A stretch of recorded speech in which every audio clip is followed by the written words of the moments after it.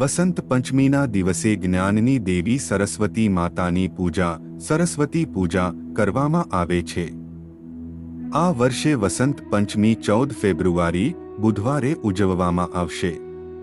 એવું માનવામાં આવે છે કે માતા સરસ્વતીનો જન્મ વસંત પંચમીના દિવસે થયો હતો.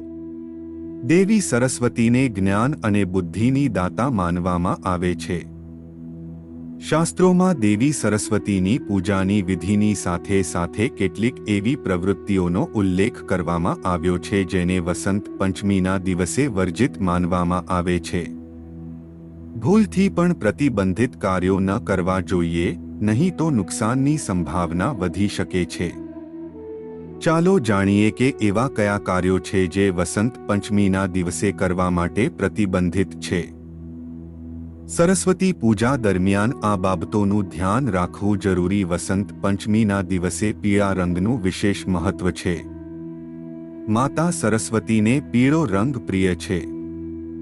આ દિવસે માતાની પૂજામાં પીળા રંગના વસ્ત્રો અર્પણ કરો અને પીળા રંગના કપડાં જાતે પહેરો. વસંત પંચમીના દિવસે ભૂલથી પણ કાળા રંગના કપડાં ન પહેરવા જોઈએ.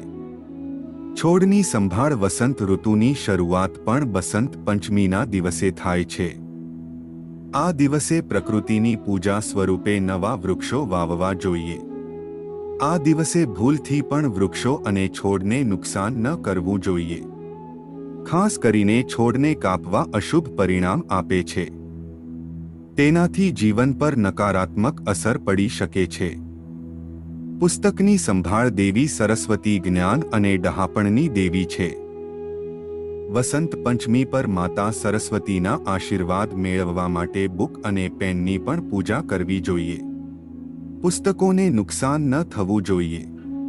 વાણી પર નિયંત્રણ સરસ્વતી દેવી વાણીની દેવી પણ છે.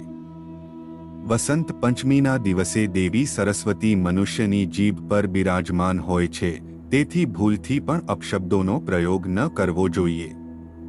આ દિવસે તામસિક ભોજન કે દારૂના સેવનથી દૂર રહેવું જોઈએ.